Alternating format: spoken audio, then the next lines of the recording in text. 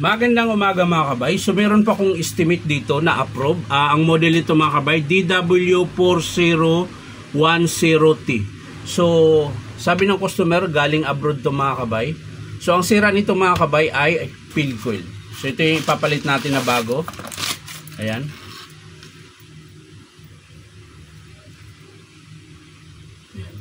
So ito mga kabay, susubukan ko lang kung kaparehas sa DW810 kasi wala namang lumabas sa Pilipinas na DWE4010T.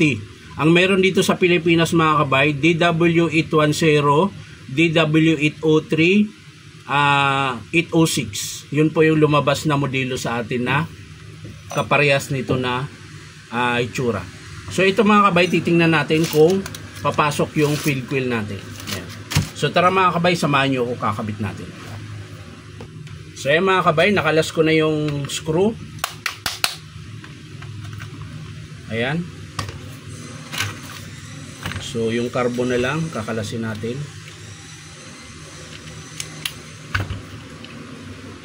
So ito pala yung inestimate ko nung nakaraan mga kabay.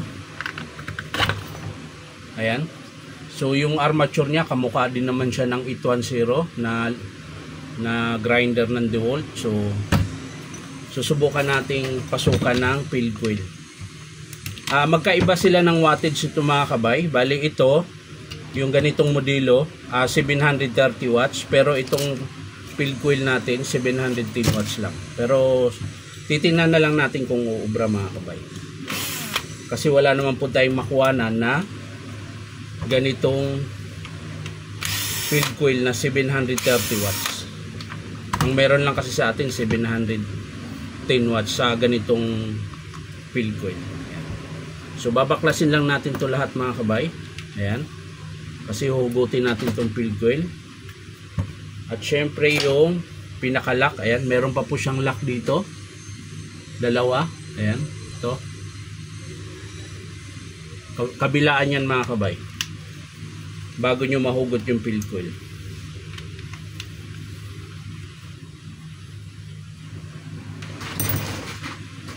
Tapos sa pagtanggal yan mga kabay, paluin nyo lang rubber mallet. Ayan, pantayin nyo lang.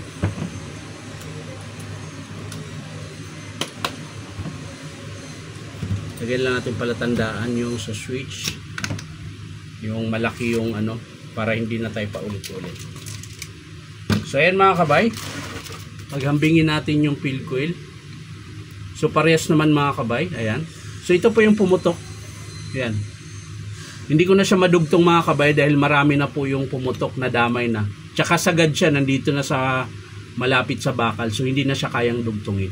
Kung dito lang naputol sa wire, okay lang madudugtong. Kaya inestimate ko siya na ang field coil. So ito yung bagong field coil mga kabay. Linisin lang natin. Tapos ayun lang, iba ang terminal, maliit. So ang mangyayari nito mga kabay, ililipat na lang natin ito.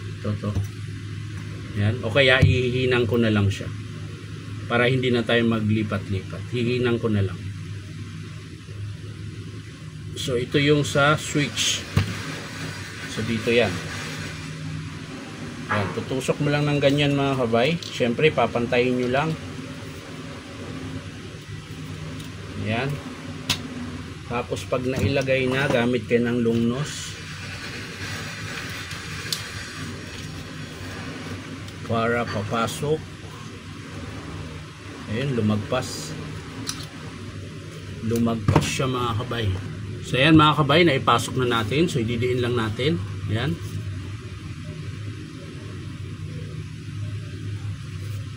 So pasok naman siya mga kabay. Lagay lang natin yung lock. Ito yung lock sa field coil para hindi siya aalog-alog. Hihigpitan ko lang. So ayan na mga kabay, nahigpitan ko na yung dalawang screw. Ayan. So pasok na natin tong field coil, armature. Ayan, bago natin ilagay yung brush holder. Tapos syempre aalugin natin kung, so ayan, kailangan nating sapinan yung sleeve niya dahil umaalog po yung armature. Ayan.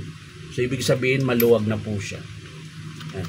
So ang ginagawa ko niyan mga kabay, hindi ko siya naisama yung estimate. So ang gagawin ko niyan, lalagyan lang natin to ng sapin para hindi siya aalog. Hanap lang ako mga kabay. So ayan mga kabay, hindi ko na pala siya sasapinan. Meron akong nahanap na sleeve, yung mga tinabi-tabi ko.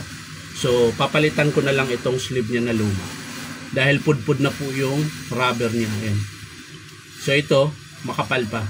So susubukan natin para hindi na tayo magsapin sa bearing. So ayan, subukan natin ipasok ulit. Tingnan natin kung hindi na siya aalog. So aalugin natin yung armature. So ayan mga kabay, wala na po siyang alog. So pwede na po yun. I-screwhan lang natin ito mga kabay. So ayan mga kabay, isang screw na lang. Yun. Ayos na. So ilagay na natin mga kabay yung kanyang brush holder.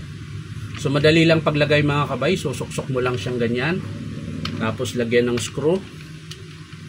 Ayan, i-screwhan mo lang. Ganun din po sa kabila mga kabay. Tapos screw.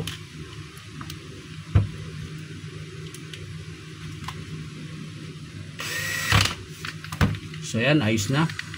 Silagay na natin yung kanyang carbon. Sabihin panungkit natin. Ayan.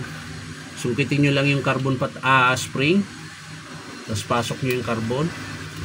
Ganun din po sa kabila. Ayan. At syempre ilagay nyo yung dalawang wire. So ito mga kabay, ito yung malapit dito sa may brush holder. Ayan, so ibig sabihin dyan yan.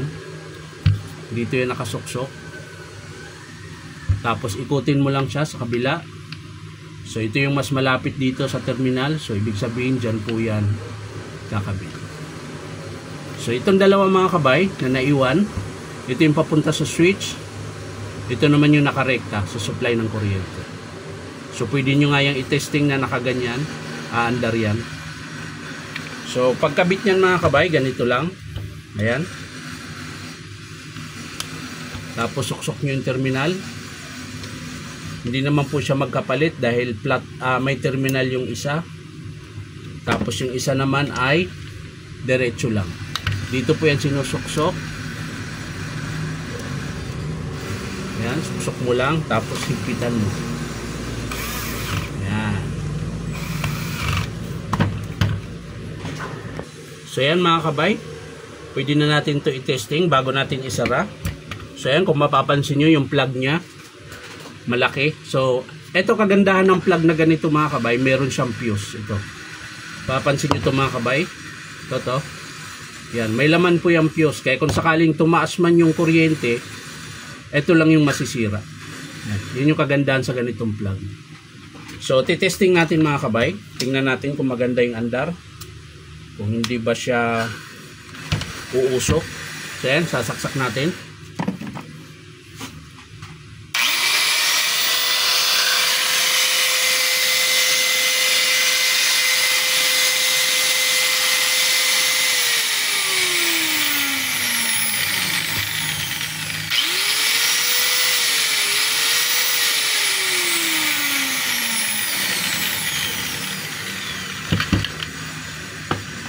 So okay siya mga kabay. Hindi naman siya nagiinit. Ayan. So ibig sabihin mga kabay, fit yung field coil na kinabit natin. Kahit mas mababa lang siya ng ilan ba yun? 17, mababa lang siya ng ng 20. Kasi 710 watts lang yung kinabit natin. So titingnan natin mga kabay, isara natin para matesting natin ng maigi na wala pa yung isang screw. Yun.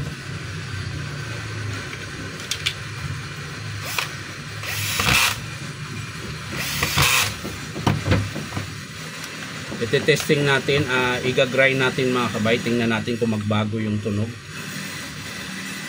o kung iinit ba siya.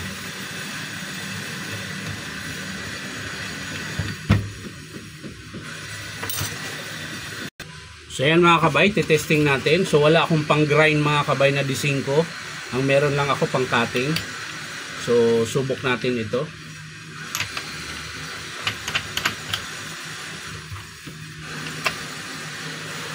Yan. So testing natin. Pwede naman to siya i-grind mga kabay dahil medyo makapal din naman siya.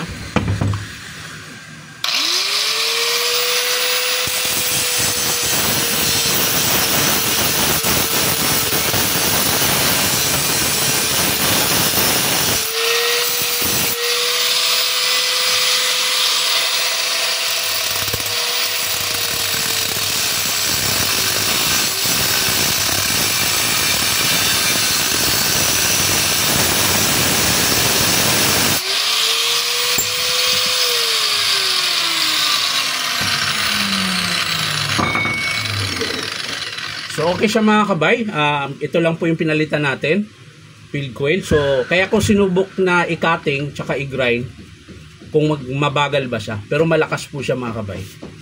So okay lang pala kahit 710 watts ikakabit sa 720 watts na grinder. So yan lang mga kabay, maraming salamat sa panonood at palike and share na rin po.